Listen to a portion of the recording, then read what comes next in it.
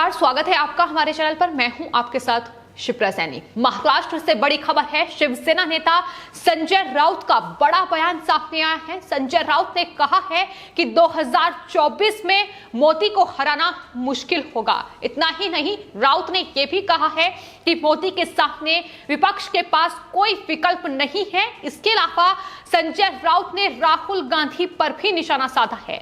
तो महाराष्ट्र की सियासत का रंग अब दिन प्रतिदिन बदलता नजर आ रहा है। एक तरफ महाविकास आघाड़ी में फूट की खबरें आ रही हैं, वहीं दूसरी तरफ कांग्रेस सांसद राहुल गांधी की चुनावी रणनीतिकार प्रशांत किशोर से मुलाकात के बाद अब अटकलें लगातार ये लग रही हैं कि 2024 में विपक्ष को इकट्ठा किया जा रहा है। लेकिन इस बीच शिवसेना नेता संजय राउत का एक बड़ा बयान सामने आया है। संजय राउत ने प्रधानमंत्री नरेंद्र मोदी की तारीफ में जमकर कसीदे पढ़े हैं और तमाम नेता जो 2024 में विपक्ष को इकट्ठा करने की कोशिश कर रहे हैं, फिर चाहे वो राहुल गांधी हो या पश्चिम बंगाल की मुख्यमंत्री ममता बनर्जी, दिल्ली के मुख्यमंत्री अरविंद केजरीवाल, उन्हें बड़ा झटका लगा है और कहीं ना कहीं संजय राउत के इस बयान ने उन्हें कड़ी परेशानी में डाल दिया है।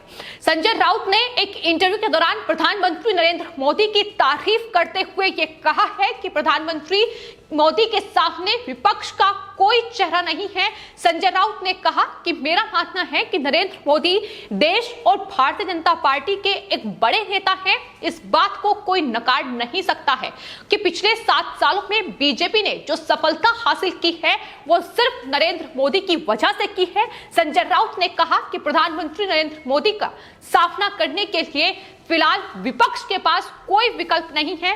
साथ ही संजय राउत ने यह भी कहा है कि जब तक विपक्ष के पास कोई चेहरा नहीं आता है तब तक जीत का कोई चांस नजर नहीं आ रहा है। तो जाहिर तौर पर जिस तरीके से चुनावी रणनीतिकार प्रशांत किशोर की लगातार विपक्षी दलों के बड़े नेताओं के साथ मुलाकात हो रही है, फिर चाहे वो आप पश्चिम बंगाल की मुख्यमंत्री ममता बनर्जी के साथ मुलाकात हो या फिर हाल ही में राहुल गांधी से प्रशांत किशोर मिले हैं। इसके अलावा हाल ही में शरद पवार से भी प्रशांत किशोर ने मुलाकात की थी और जिस तरीके से मुलाकात का दौर चल रहा है, कहीं ना कहीं अंदेशा ये लगाया जा रहा है कि 2024 में प्रधानमंत्री नरेंद्र मोदी के खिलाफ ये तमाम विपक्षी पार्टियां एकजुट होने की तैयारी कर रही हैं। लेकिन संजय राउत ने इन विपक्षी पार्टियों को आईना दिखा दिया है कि दरअसल इनके पास कोई खास विकल्प नहीं है कि ये प्रधानमंत्री को हरा पाएं, क्योंकि प्रधानमंत्री नरेंद्र मोदी इतने मजबूत दावेदार हैं, इतना मजबूत उनका देश में नेतृत्व रहा है कि उन्हें हरा पाना मुश्किल होगा।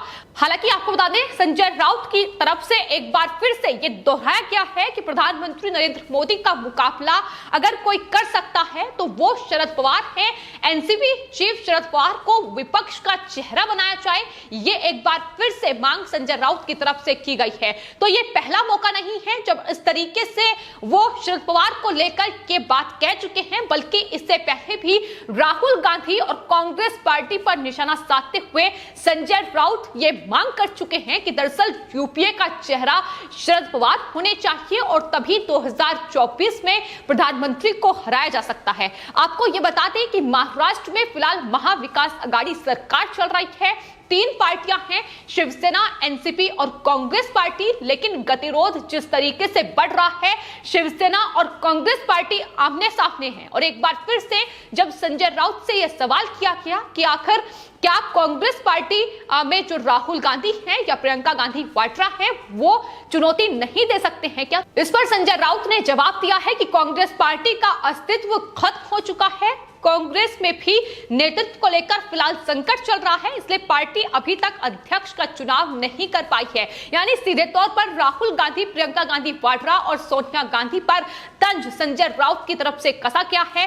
तो लगातार महाराष्ट्र से लेकर अब देश की सियासत में ये गतिरोध तमाम पार्टियों के बीच देखने को मिल रहा है। लेकिन संजय राउत का जो बयान है वो अपने आप में अहम इसलिए भी है क्योंकि संजय राउत न सिर्फ पहली बार इस तरीके से प्रधानमंत्री की तारीफ कर रहे हैं, बल्कि इससे कुछ दिन पहले भी उन्होंने बीजेपी की तारीफ की थी, उन्होंने प्रधानमंत्री नरेंद्र मोदी की तारीफ की थी। उन्होंने कहा था कि देश के सबसे बड़े नेता प्रधानमंत्री नरेंद्र मोदी हैं और बीजेपी ने जो कुछ हासिल किया है वो सिर्फ प्रधानमंत्री की बदौलत किया है। उन्होंने साथ ही ये भी कहा है कि राजनीतिक गतिरोध उनके भले ही बीजेपी के साथ हो, लेकिन दोस्ती के जो रिश्ते हैं वो कायम हैं।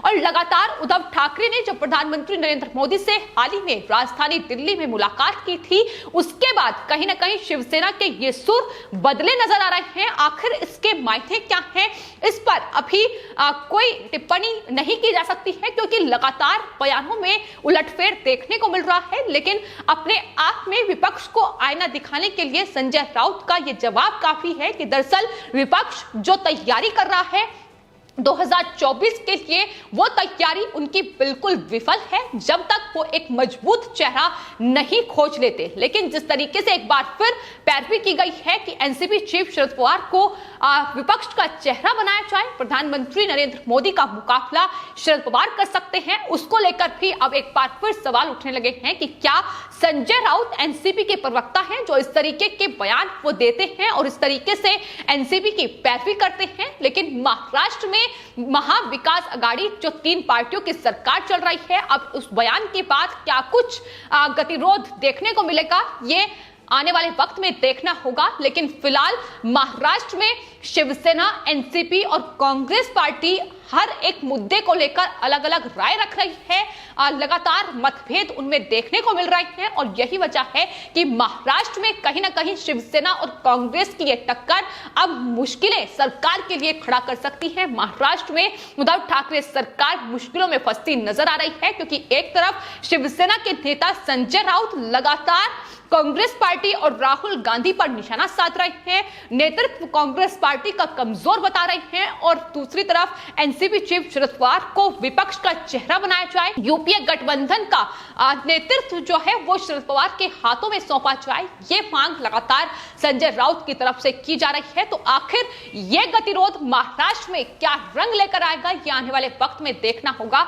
लेकिन 2024 लोकसभा चुनाव जहां बीजेपी अकेले है, वहीं तमाम विपक्षी पार्टियां एकजुट होने की कोशिश कर रही हैं और चुनावी रणनीतिकार प्रशांत किशोर कहीं ना कहीं इस कोशिश में हैं कि विपक्ष को इकट्ठा किया जाए अगर प्रधानमंत्री को हराना है, अगर बीजेपी को हराना है।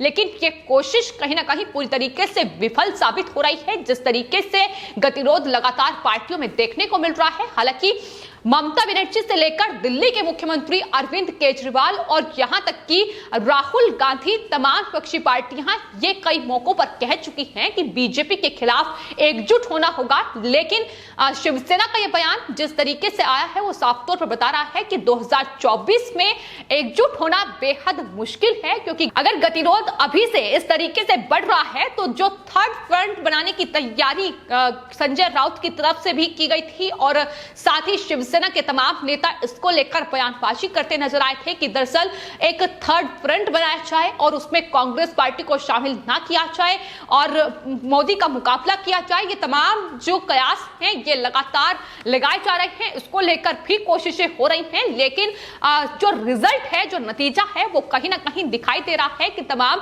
विपक्षी दल एकजुट होने में कामयाब नहीं हो पा रहे हैं। और अब प्रशांत किशोर जो कोशिश कर रहे हैं कि 2024 में वो तमाम विपक्षी पार्टियों को इकट्ठा कर पाएं, लेकिन शिवसेना के ये जो बयान हैं ये साफ तौर पर बता रहे हैं कि 2024 में कहीं ना कहीं तमाम विपक्षी पार्टियों के लिए प्रधानमंत्री नरेंद्र मोदी और बीजेपी को हराना मुश्किल ही नहीं बल्कि नामुमकिन होने वाला है। फिलहाल आपकी इस पूरे मामले पर क्या राय है, हमें कमेंट बॉक्स में जरूर लिखें और चैनल को सब्सक्राइब करें। धन्यवाद।